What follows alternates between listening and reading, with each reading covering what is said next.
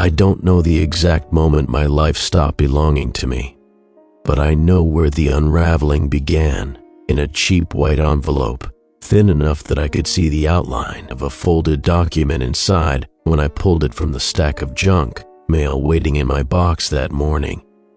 It looked like any other letter, bland, corporate, the return address stamped with a logo I'd seen 100 times on my insurance bills. It wasn't unusual. What was unusual was the wording on the front. Instead of my name typed clean across the center, there was a single line that made me pause before I even tore it open: death claim settlement notification. I laughed a little at first, probably some clerical mistake, maybe someone with a name close to mine, but my stomach tightened anyway as I slid my thumb beneath the flap. The letter was printed in a dry, bureaucratic font. I can still see the words even now, each one weighted with finality. Dear Mr. Whitaker, we are writing to confirm that your death claim has been processed. Payout has been approved and dispersed to your designated beneficiary. We thank you for your continued trust in our services. Please note that this concludes your active coverage. Should you have questions, please contact our claims department at the number provided below. I read it twice before it sunk in. My death claim, processed. Beneficiary, concluded coverage. I'm not dead. I'm 37, with a bad knee and a mediocre job, but my heart was still beating, lungs still pulling in air, the floor still under my feet. I read it again, more slowly, as if the words would change if I gave them enough time. When they didn't, I sat down hard at the kitchen table and laughed again, though the sound cracked halfway out of my throat. It had to be a clerical error. Somewhere, someone named Whitaker had died, and the system spit my name out instead. Nothing that couldn't be straightened out with a phone call. I dialed the number at the bottom of the page. The automated system dragged me through 3 menus before a woman picked up, her voice so bright and artificial it felt like a recorded message. Insurance services, this is Melanie. How can I help you today? Yes, I said, clutching the letter tight in my hand. I think there's been a mistake. I got a letter saying my death claim was processed. She cut me off before I could even finish. May I have your policy number, sir? I rattled it off from the card in my wallet. There was a pause, the faint sound of keys clicking on her end. Mr. Whitaker, she said finally, her tone shifting to something more formal. I'm seeing here that your account is listed as deceased. No, I said. No, I'm talking to you right now. I'm alive. Another pause, longer this time. I pictured her frowning at her screen, maybe leaning toward a coworker to whisper about the nutjob caller.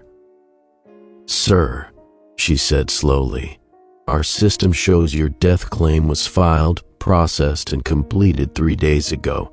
I can provide you the claim number if you'd like. I laughed again, sharp and humorless. That's not possible. Look, obviously someone made a mistake. I'm telling you, I'm alive. I can send proof, whatever you need.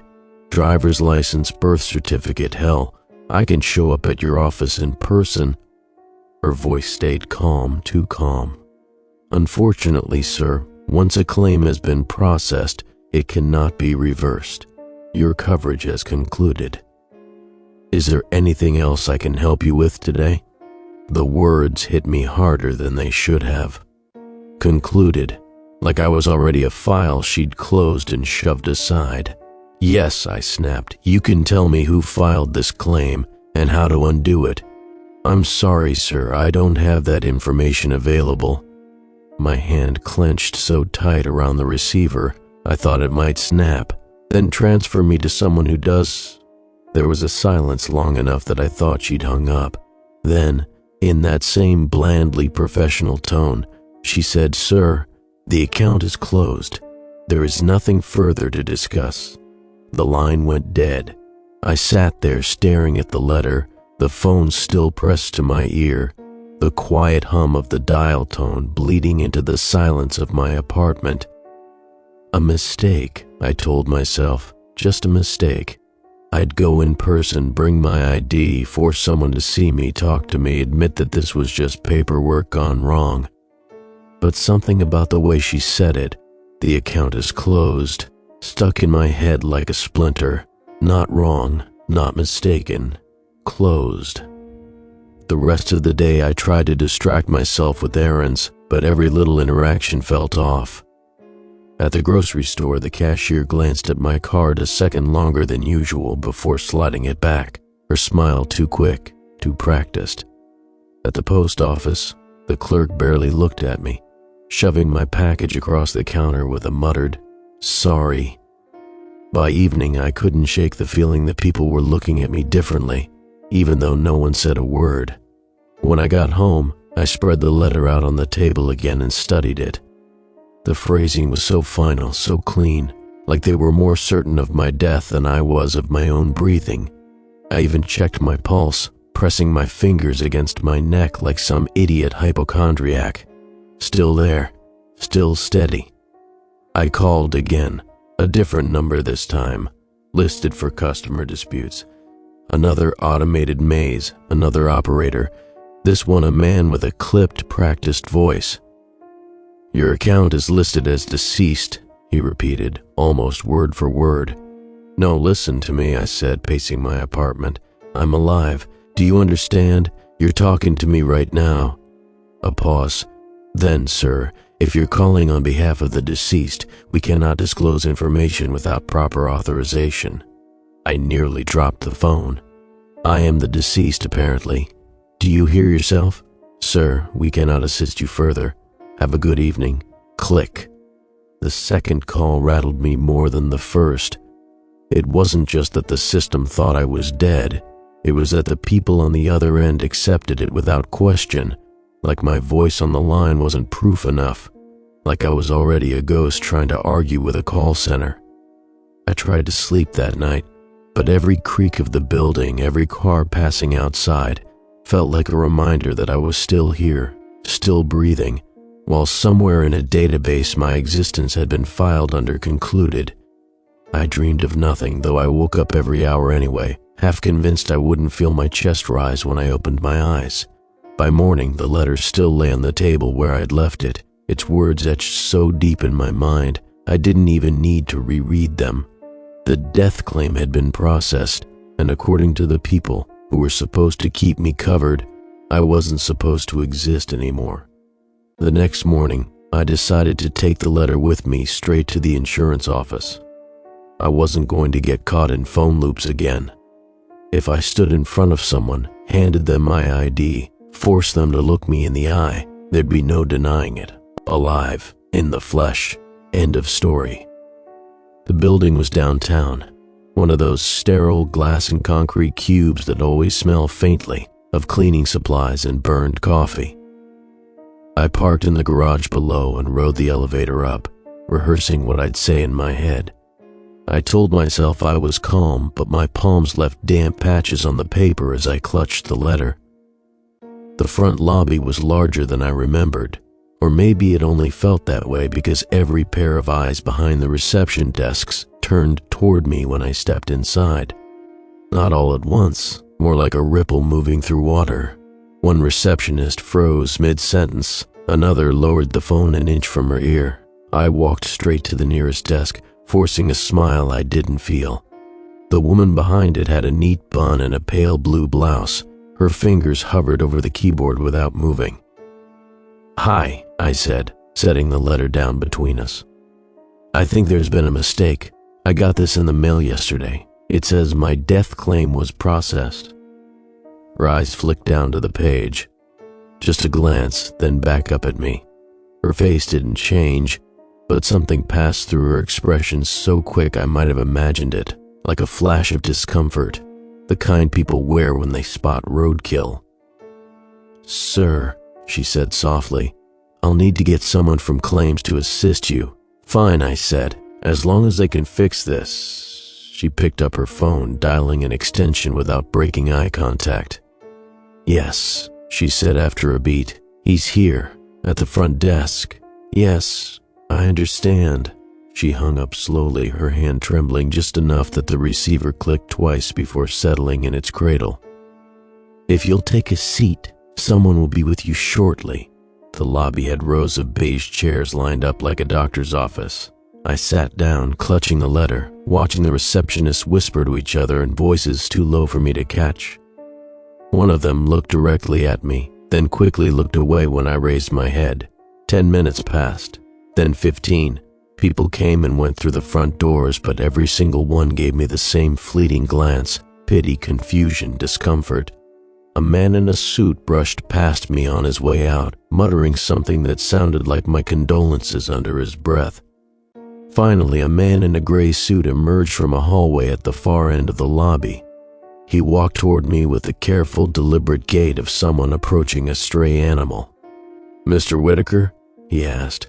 "That's me," I said, standing up. He gestured toward the hallway.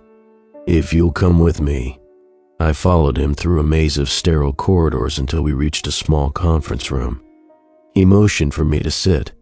The blinds were drawn, the fluorescent lights humming overhead.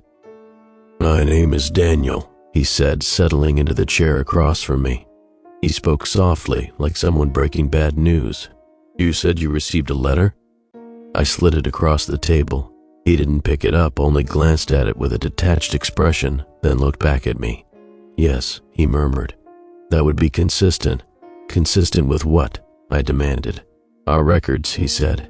His hands folded neatly on the table. "Your file is closed. Death claim processed. Account terminated." "I'm standing right here," I snapped. "Do I look dead to you?" He blinked slowly, studying me like I'd asked a trick question. "It isn't a matter of appearance, it's a matter of record. Once a death claim has been processed, it cannot be reversed." "I didn't file it," my voice echoed in the tiny room. "Who did?" He tilted his head slightly. "That information isn't available." "Bullshit. You processed it, so someone must have submitted it. Who was it?" He didn't flinch. "There is no reversal process. The claim has been fulfilled. Your policy no longer exists." I shoved my wallet across the table, flipping it open to my driver's license. "Look, that's me. Picture, signature, everything. I'm alive, don't you see?" He didn't even touch it, just looked down at the ID, then back up at me, expression unchanged. "Yes," he said flatly, "you're here." Something about the way he said it made my stomach twist. Not alive, not breathing, just here. "This is insane," I muttered, snatching my wallet back. "I'm going to a lawyer." His lips curved slightly, not a smile, but the faint suggestion of one, the kind people make when they know more than you do. "You're welcome to pursue any avenue you wish, Mr. Whitaker, but your account is closed. That cannot be undone." I shoved my chair back so hard it screeched against the floor. "Then I guess we're done." He didn't rise. He just watched me leave, his pale eyes following me until the door shut between us. When I stepped back into the lobby, the atmosphere felt heavier somehow, as if everyone had been holding their breath while I was gone. The receptionists pretended to busy themselves, but their eyes darted up, then away again, every time I moved. On my way out, a man waiting in line whispered something to his wife. She looked at me with open discomfort, clutching her purse tight against her chest. Outside, the city looked the same as it always had, traffic lights changing, people hustling across the crosswalks, but I felt like I was moving through a different layer of it, one where everyone else recognized something about me that I couldn't. I made it back to my car, slammed the door, and just sat there, gripping the wheel until my knuckles went white. They hadn't asked me for proof, hadn't tried to help, hadn't even seemed surprised. To them, I wasn't a man trying to correct a mistake. I was, what, an anomaly? A problem to be filed away? I pulled out my phone, snapped a picture of myself in the rearview mirror, then stared at the screen. My face looked back at me, pale and tired, but solid, real. I texted it to my brother with a half-joking message, proof of life. "Call me when you see this." He didn't reply. I drove home in silence, the weight of 100 sidelong stairs pressing against me, heavier than the traffic outside my window. By the time I pulled into my apartment lot, the letter felt like it was burning a hole in my pocket. I yanked it out, crumpled it, and hurled it into the trash chute. But even after it was gone, the words still pulsed behind my eyes. Processed, concluded, closed. That night I barely slept. I lay awake with the blinds cracked open, watching headlights pass across my ceiling. Every time I closed my eyes, I imagined the man in the gray suit staring at me across that small conference table. His calm certainty that I was here, but nothing more. When morning came, I told myself I'd go about my day like normal, pretend nothing was wrong. If I acted ordinary enough, maybe the world would fall back in line. I walked to the coffee shop on the corner, the same one I'd been going to for years. The barista, a young guy with tattoos spiraling up his arms, knew my order by heart: medium drip, splash of cream. Usually he greeted me with a lazy grin and some small talk about music. Today, his grin faltered when I stepped up to the counter. His eyes widened for a fraction of a second, then he masked it with professional calm. Medium drip, right?" he asked, voice thin. "Yeah," I said, trying to keep it casual. He poured the coffee in silence, avoiding my gaze. When he set the cup on the counter, he hesitated before sliding it toward me. His lips parted, and for a second I thought he was about to say something. Instead, his eyes flicked to the floor, and in a low voice he muttered, "Sorry for your loss." The words were so quiet, I almost thought I'd misheard. "My what?" But he'd already turned away, calling the next customer. I stood there with the cup in my hand, the heat burning against my skin. People behind me shuffled impatiently, one woman clearing her throat. I stepped aside and left without adding cream, the bitter coffee sloshing against the lid as I pushed through the door. On the sidewalk, I looked around like maybe there'd be cameras, a prank show, someone pointing and laughing. But no one was watching me. They were watching around me, with sidelong glances that darted away the moment I turned my head.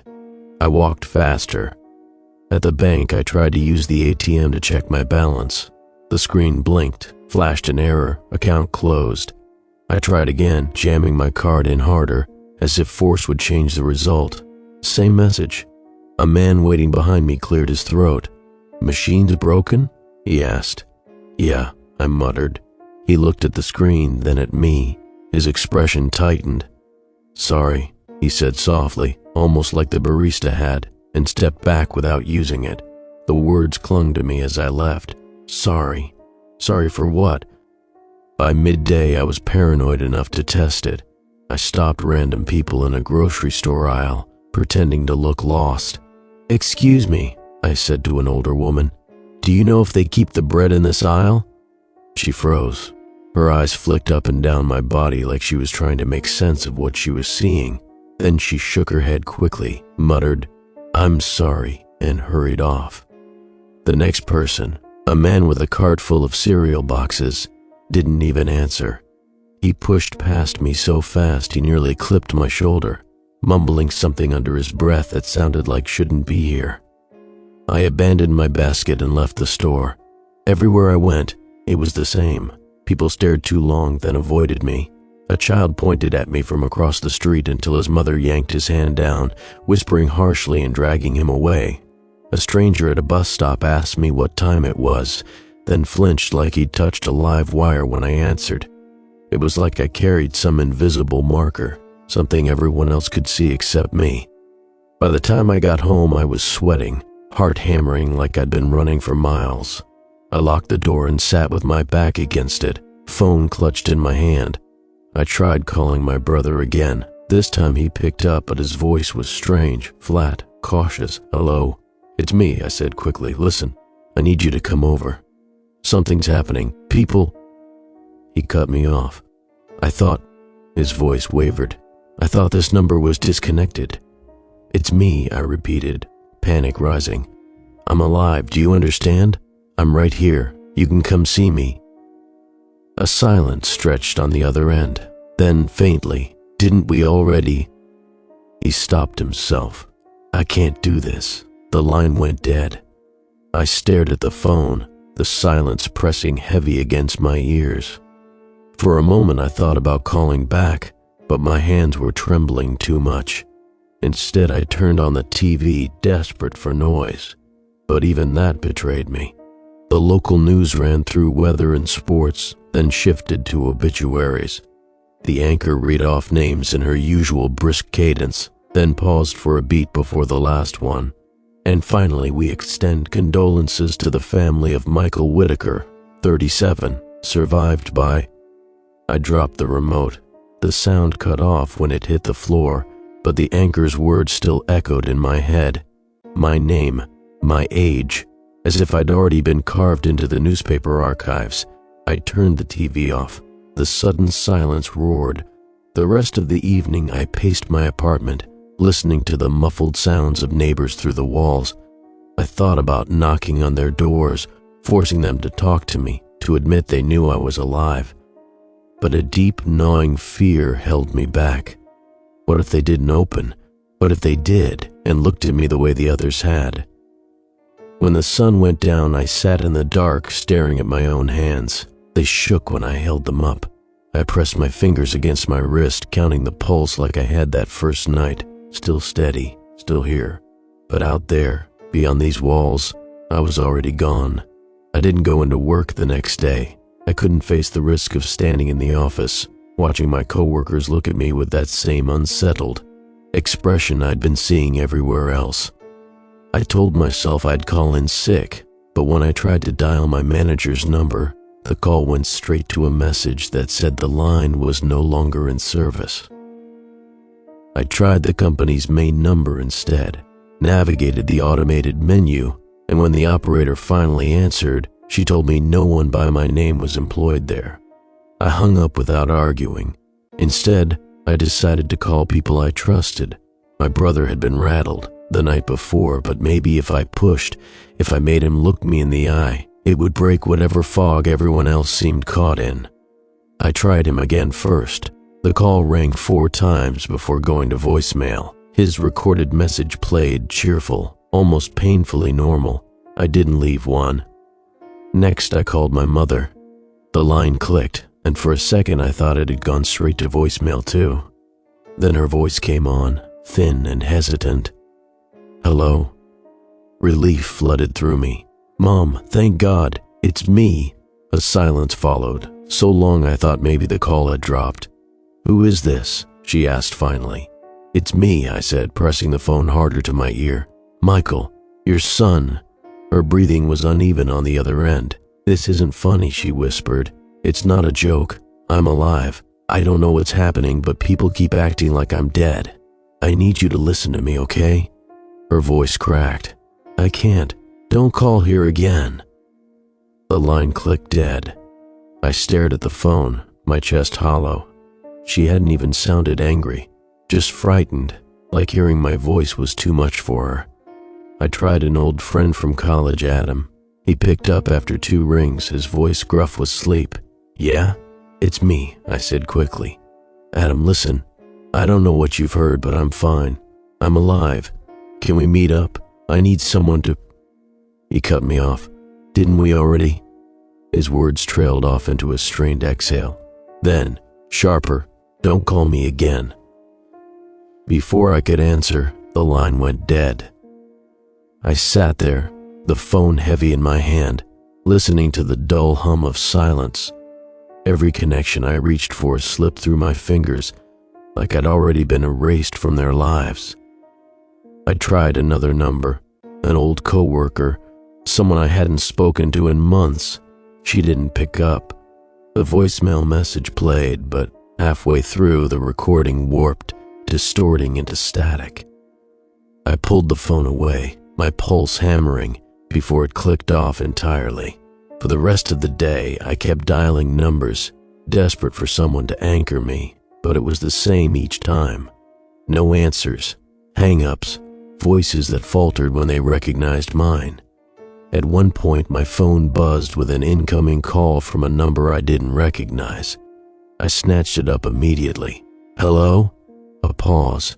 Then a man's voice, low and distant. "You shouldn't be using this line." "What? Who is this?" But the call cut off before I could say more. I stared at the screen until it dimmed, my reflection faint against the black glass. By evening, the silence of my apartment pressed down so heavy it felt like a weight on my chest. I turned on every light, the TV, the radio, just to drown it out. But every song, every commercial break, every flicker of the screen carried an undercurrent that made my skin crawl. The radio played a talk show where callers discussed traffic and weather, but when one caller's voice crackled through, I swore I heard my name. Just slipped in there, quick and sharp, before the host spoke over it. On the TV, a commercial for life insurance featured a smiling family at a picnic, but the voiceover mentioned a payout for unexpected deaths. The word stuck in my throat like a fishbone. I shut everything off again, left with only the hum of the refrigerator and the sound of my own breathing. I couldn't sit still anymore. I grabbed my jacket and walked out, down the block, through streets I'd walked 1,000 times before. The neighborhood hadn't changed. Same rows of apartments, same corner store, same streetlights flickering on as the sun dipped, but the people had. A man walking his dog crossed to the opposite side of the street when he saw me. A woman unlocking her car froze until I passed, her eyes wide, hand trembling on the door handle. I ducked into a diner I'd gone to plenty of times before, hoping the familiarity might calm me. The waitress, a middle-aged woman with kind eyes, usually called me honorable and remembered my order without asking. Tonight, when she saw me slide into a booth, she hesitated at the end of the counter. Finally, she came over with a notepad clutched tight to her chest. "What can I get you?" Her voice was tight, clipped. "Just coffee," I said, trying to sound normal. She nodded quickly, turned, and returned with the cup a minute later. When she set it down, her hand shook just enough to spill a little onto the saucer. "Rough day?" I asked, forcing a smile. Her lips parted, but she didn't answer. She just looked at me for a long moment, eyes glistening, before whispering, "I'm sorry," and walking away. The coffee tasted sour. I left it half finished, dropped a bill on the table, and left without waiting for change. On the walk back to my apartment, I felt eyes on me from every shadow, every window. It wasn't paranoia, I could see them, glances darting away when I turned my head, like the whole city had been briefed on my death and I was the last to know.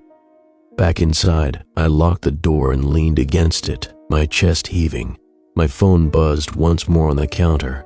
Another message, this time from an unknown number. The text was short. "Stop calling people, it's over."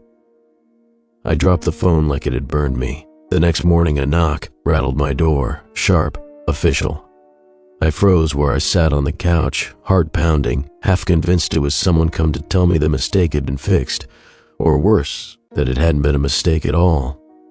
When I finally opened the door, there was no one waiting, just a thin envelope lying on the floor, same company logo in the corner. My throat tightened. I picked it up with trembling fingers and tore it open before I could second-guess myself.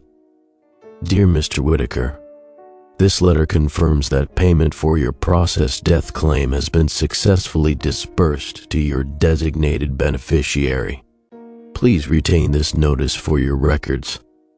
Thank you for your continued trust in our services." I stared at the words until they blurred. Beneath them, in a neat, typed line, was the name of the recipient, a person I'd never heard of. Laura M. Decker, not family, not a friend, not anyone I'd ever listed on my policy.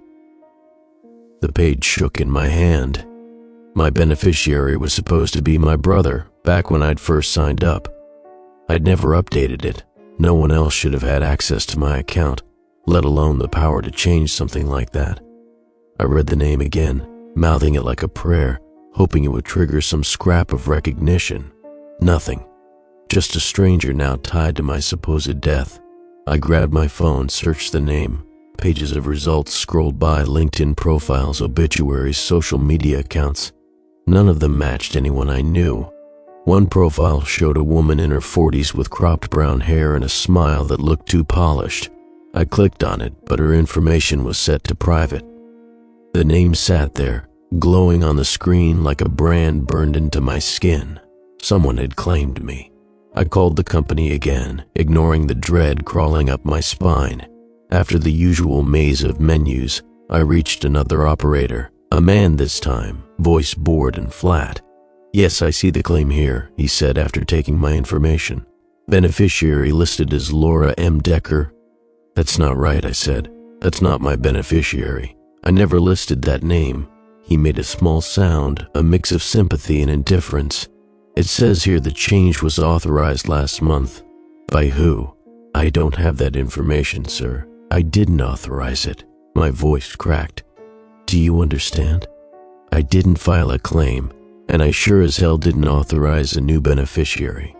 Sir, the payout has already been processed. There is nothing we can do.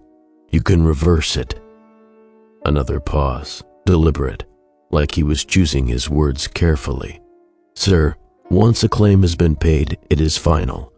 Please direct further questions to our fraud department."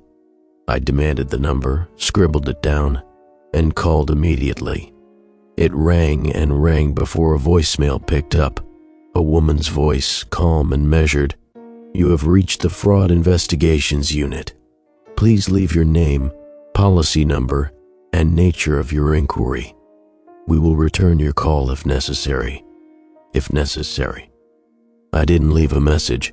Instead, I sat at my kitchen table with the letter spread out in front of me, staring at that name until the paper warped under the sweat of my palms. Whoever this woman was, she had been handed everything meant for me. The company had recognized her, accepted her, signed off on my death to give her my life's worth. I felt sick. For hours I paced the apartment, muttering to myself, cycling through possibilities. Maybe it was identity theft. Maybe it was some clerical screw-up with her file crossing into mine. But none of that explained why every person I spoke to treated me like I was the one out of place. It didn't explain why even my own family heard my voice and recoiled. At some point, exhaustion dragged me down on the couch. When I woke, the light outside had shifted, the apartment bathed in that dim gray of late afternoon. I checked my phone. 3 new voicemails, all from numbers I didn't recognize. The first was blank, just static. The second was worse, faint breathing, the sound of someone shifting, and then a whisper. I couldn't make out the words, but my name came through, drawn out like it didn't belong in the speaker's mouth. The third was a recorded message from the company, automated and cheerful. "We are confirming that your claim is closed. Please note that no further communication is required." I deleted all 3. Later, restless and desperate, I searched again for Laura M. Decker. I found a public records site, plugged in the name, dozens of hits across the country. One address only a few towns over. My chest tightened. I wrote it down on a scrap of paper. I don't know what I expected, showing up at her door demanding answers, but some part of me needed to see her, to prove she was real, flesh and blood, not just a name on a page.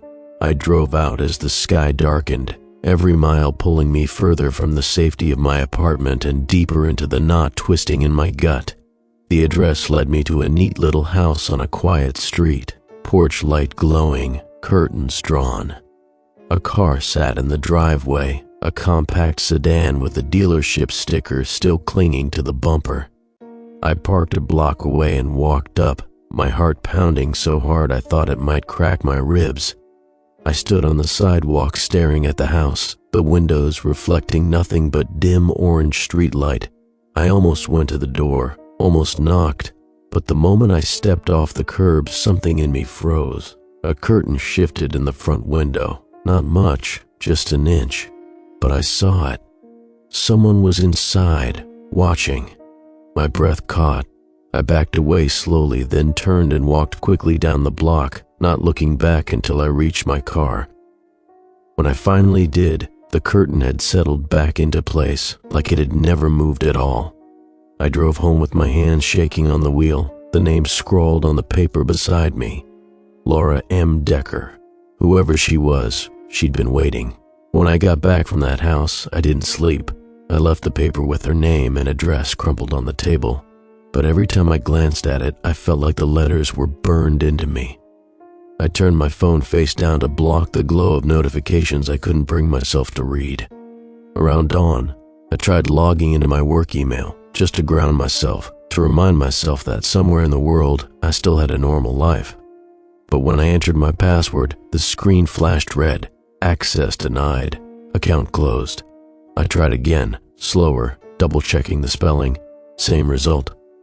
Then I checked my personal email. There was one unread message waiting at the top. Subject, termination of employment. The text was short, clinical. We regret to inform you that due to the unfortunate passing of Michael Whitaker, his position, the company has been terminated effective immediately. Please direct all inquiries regarding benefits and settlement to HR. I read it again and again, my hands trembling so violently I nearly dropped the phone. I hit reply without thinking, typing until my fingers hurt. I'm alive. This is a mistake. Call me immediately.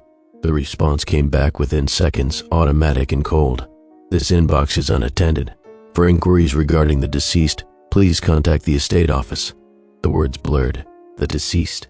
That was me now, even in the eyes of the people I'd worked beside for years. I called HR directly. After 3 rings, a woman picked up. Human Resources, this is Karen. Karen, it's Michael Whitaker. Someone made a mistake. I just got a termination email saying I died. A pause stretched on the other end. I could hear her breathing, sharp and shallow. Mr. Whitaker, she said finally, our records indicate you've passed away. I'm not sure how you got this line. Because I'm alive, I shouted. I'm calling you right now. Her voice cracked like she was close to tears. Please don't call here again. Then the line went dead. I slammed the phone down, chest heaving. Every door I reached for slammed shut. Every voice I trusted pulled away as if I was contaminating them just by speaking. I thought maybe the bank would be different. I pulled up their app, logged in, only to find another red error, account frozen. Contact your representative. I drove down there myself, gripping the wheels so tight my hands hurt. The bank lobby was quiet, only 2 tellers working behind the counter.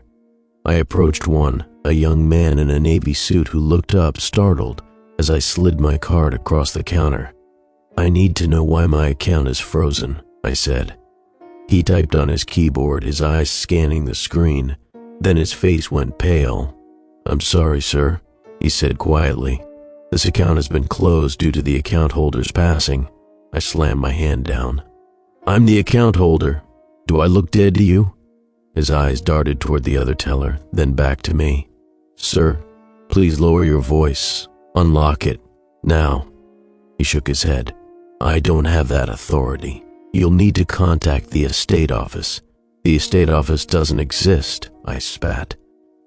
This is my account, my money. Do you understand? You can't just...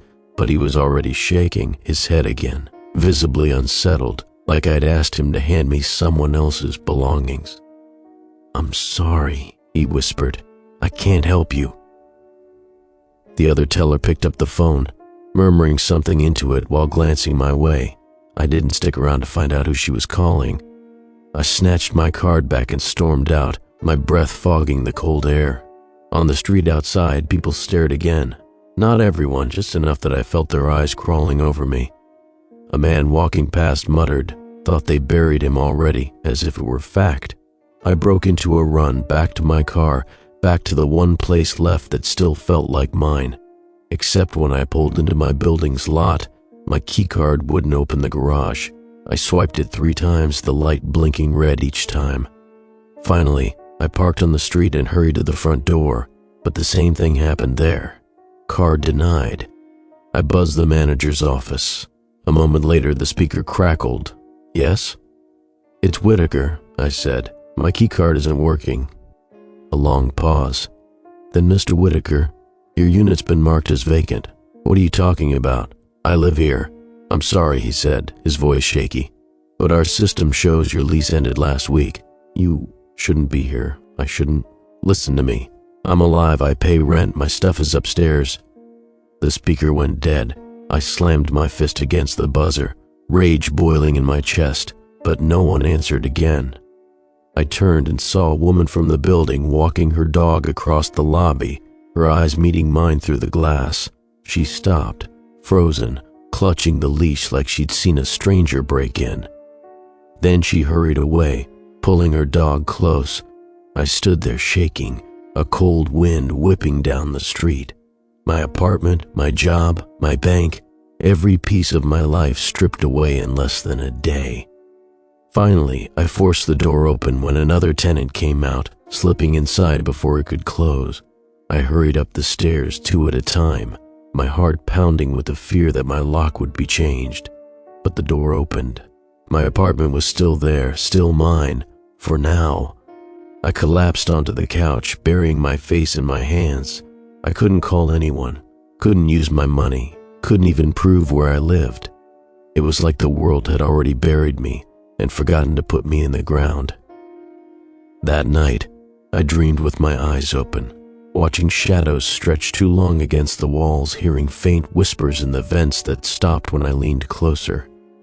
Every creak of the floorboards made me wonder if someone else was already moving in, someone with a rightful claim to my place. When I finally drifted into a shallow sleep, the knock came again. Not sharp this time, slow, steady. 3 raps against the door. I froze, staring at it from the couch, too terrified to move. The knock didn't come again. When I crept to the door and peered through the peephole, the hall was empty, but taped to the doorframe was another envelope. The envelope was taped crooked across my doorframe, the edges fluttering in the draft that crept down the hall. I stood staring at it for what felt like minutes, my hand hovering but unwilling to touch. Finally, I tore it free and ripped it open. Inside was a single sheet, bare except for one sentence typed dead center on the page. Vacate immediately. No company header this time, no letterhead, no contact information. Just those 2 words in stark black letters. I crushed the paper in my fist and hurled it across the room. It hit the wall and fell limp to the carpet, but the words echoed in my head. Vacate, immediately. Someone wanted me gone. I stayed awake the rest of the night, sitting upright on the couch with the lights blazing, every sound in the building magnified in my ears. The hum of pipes, the whine of the elevator, the faint thump of footsteps in the hall above. At dawn, I opened the blinds. The street below was quiet, empty except for a man sweeping the sidewalk. When he glanced up and saw me, he froze.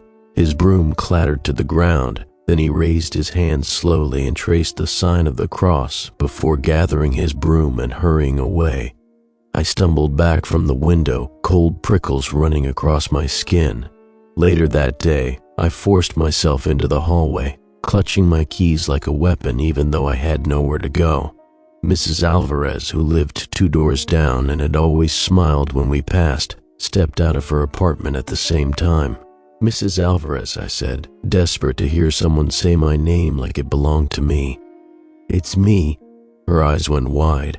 She gasped like she'd seen a stranger where I stood. Then she whispered something rapid in Spanish, words tumbling over each other, her lips moving faster and faster. She clutched a rosary in her fist, though I hadn't seen her holding one a second earlier.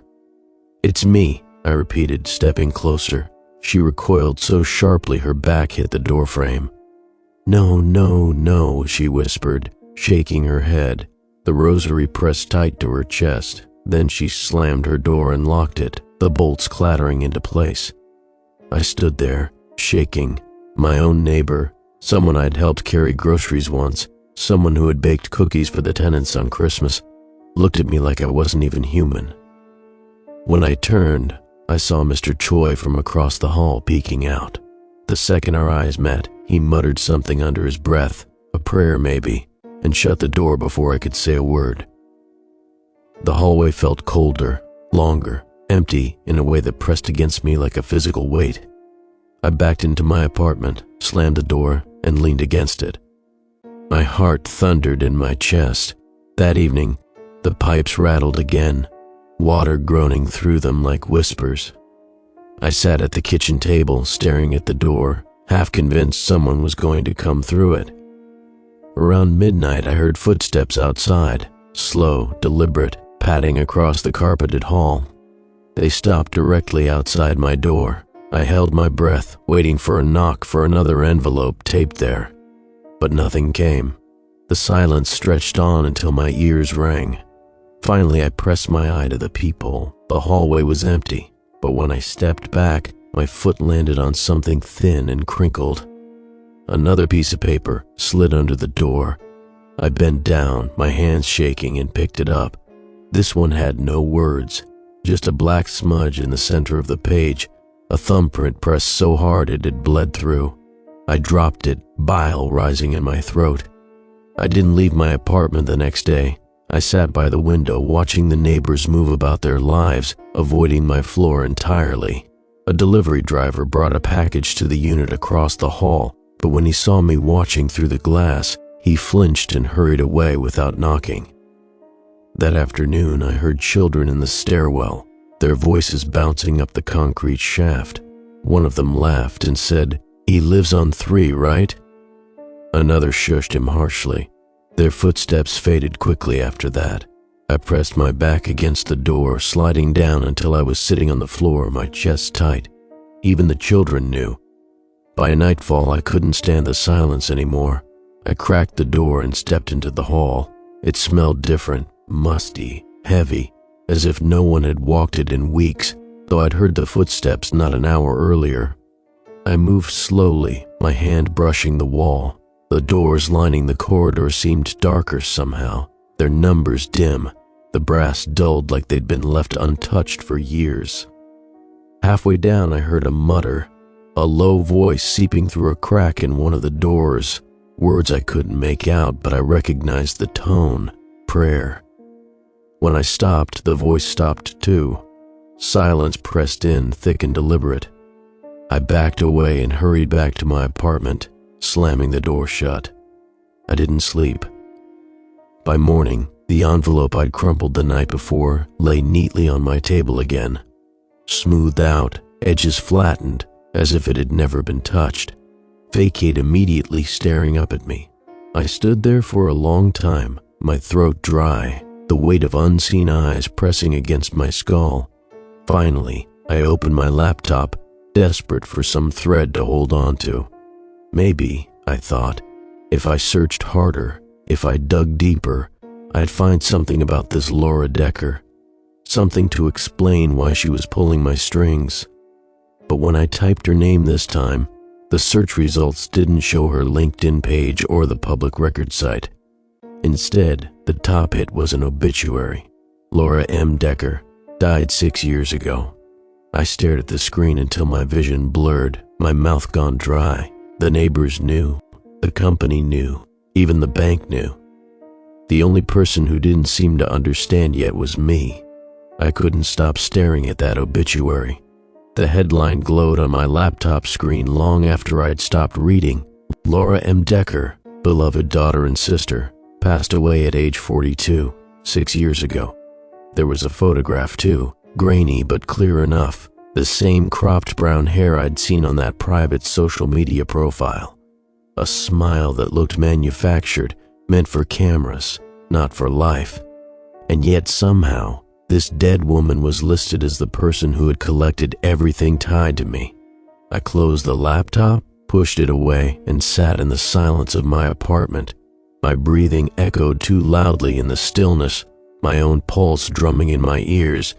The walls felt like they were pressing closer every second, suffocating me with their quiet. I needed air.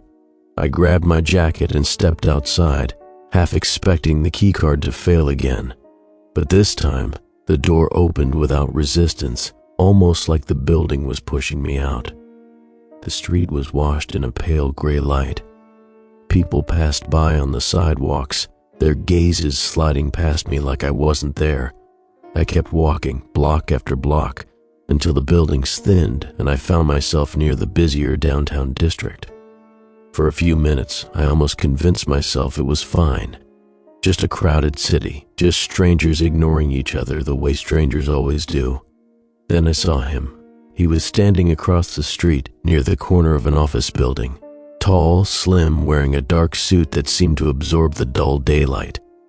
He wasn't doing anything, just standing with his hands at his sides, his chin lifted slightly, watching. I stopped in my tracks, my chest tightening. He didn't look away when I noticed him, didn't shift or pretend to check his phone. His gaze stayed fixed on me.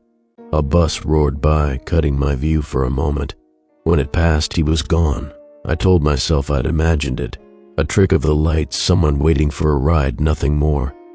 But as I turned the corner into a narrower street, there he was again, across the intersection this time, standing still in the crowd of moving bodies. People passed him, brushing close, but no one looked at him. No one seemed to notice he was there at all. My throat went dry. I turned quickly and walked in the opposite direction, refusing to glance back. For a while I didn't see him again. I wandered through blocks of shops and restaurants, my nerves fraying with every step. Finally, I ducked into the lobby of an office building, pretending to check the directory just to get out of sight. The security guard at the desk looked up at me, then immediately looked down again, his posture stiff. He muttered something under his breath, too low for me to catch. I turned toward the glass doors. Outside, across the street, the man in the suit was there again, standing perfectly still, head tilted just enough that I knew his eyes were on me. I stumbled back from the glass. "Who is that?" I asked the guard. "Do you see him?" The guard didn't lift his head. "Sir," he said quietly, "you should go." I pressed my palms against the glass, staring out at the suited man. He didn't move, didn't blink, just watched. I spun and hurried through the lobby, out the side exit, down a different street. I didn't stop until my lungs burned, until I collapsed against the side of a laundromat with my heart hammering in my chest. When I finally lifted my head, I caught sight of him in the reflection of the laundromat's window. Across the street again, same pose. I turned away, refusing to look. The rest of the afternoon blurred into a paranoid haze. Every corner I turned, I expected him. Every window I passed, I scanned for that figure in the distance. Sometimes he was there, sometimes he wasn't. But I never shook the feeling that his eyes were on me, even when I couldn't see him. By the time I dragged myself back home, the sky was bleeding into night. The hallways of the building were quiet, heavy with that same unnatural stillness. When I opened my door, the letter I'd crumpled, the one that said "vacate immediately," was back on the table again, smoothed, flat like it had been carefully pressed. I tore it in half, then into quarters, then smaller, until the pieces were nothing but confetti scattered across the floor. I dropped them in the trash, slammed the lid shut, and went to the couch. But all night I kept imagining the pieces reassembling themselves. I woke in the early hours, throat dry, and went to the kitchen for water. My window overlooked the street below. When I glanced down through the blinds, my chest seized. He was there. The man in the suit stood directly across the street under the glow of a lamppost. His face was shadowed, indistinct, but I could feel his gaze boring into me even from that distance. I stumbled back, heart slamming. When I looked again, he hadn't moved. Still silent, waiting. I shut the blinds, turned on every light, and sat in the center of the room, clutching a kitchen knife until the sun came up. When I finally dared peek again, the street was empty. But deep down, I knew he hadn't gone anywhere. By morning, I convinced myself I had to leave the apartment. Sitting inside with the blinds drawn and lights buzzing only fed the panic. If I moved, if I kept myself in motion, maybe the man in the suit couldn't keep pace. But when I walked into the living room, I froze. The trash can was empty. I had torn the "vacate immediately" letter into pieces, dozens of them, but the bin was spotless. No scraps, no confetti, nothing. The lid was open, as if someone had already cleared it out while I slept. I stood there, staring into the empty plastic container, my heart hammering. I hadn't taken it out. I hadn't opened it since last night. Then I turned and noticed something worse. The photograph that usually sat on my bookshelf, me and my brother on a fishing trip, grinning like idiots in the sun, was gone. The frame, the photo, everything. The shelf was bare, dust outlining a rectangle where it had been. I stumbled to the bedroom. The dresser drawers were half open, clothes missing in uneven gaps. I yanked them out, scattering shirts and socks across the floor. Whole stacks were gone. The closet, too, half the hangers bare, the air smelling faintly of something unfamiliar, like dry cardboard. My stomach churned. My possessions weren't just disappearing, they were being removed, cleanly, systematically. I stumbled back to the living room, scanning every surface. Books missing, kitchen drawers lighter, the food in the fridge halved.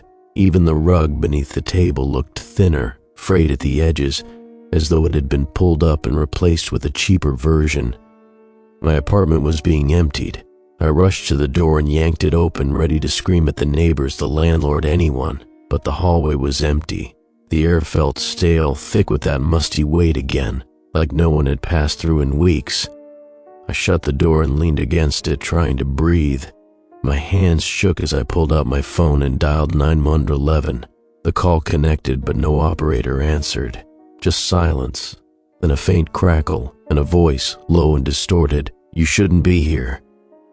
I hung up and dropped the phone like it had burned me.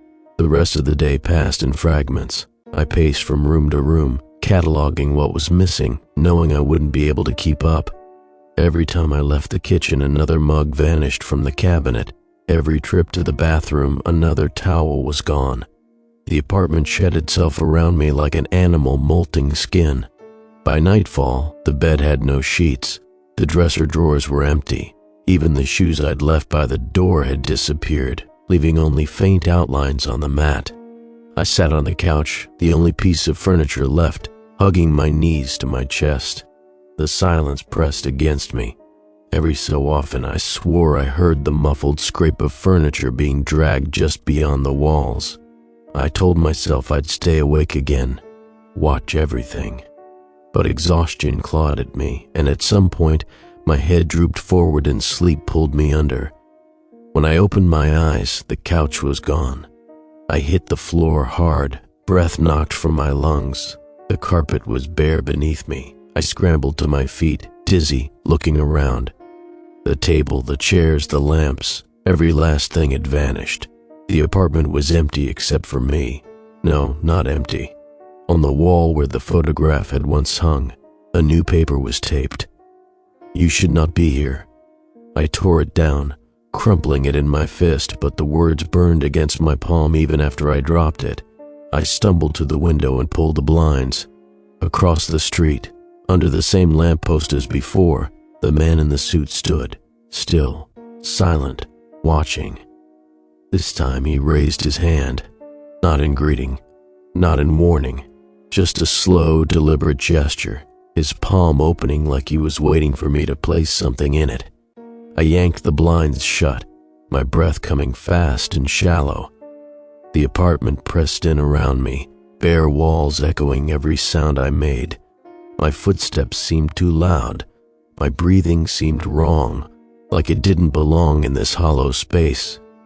By afternoon, the walls themselves seemed to thin, paint peeling in strips, plaster flaking to the floor.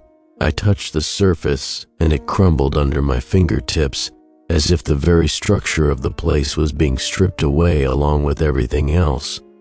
I couldn't stay. The envelope, the notes, the missing possessions, all of it screamed the same thing: vacate, immediately. I grabbed my jacket, though even that felt thinner than before, the fabric loose and frayed. I shoved my phone in my pocket and left the apartment for the last time. The hallway stretched longer than I remembered, the carpet worn to threads. Every door I passed was shut, locks glinting in the dim light. I knocked on Mrs. Alvarez's door, desperate, pounding until my fists ached. No answer. I tried Mr. Choi's, nothing. I pressed my ear to one door and heard faint whispers, hurried and panicked, but the moment I knocked, they went silent. By the time I reached the stairwell, my chest ached from the weight of the silence. I descended quickly, footsteps echoing too loud against the concrete.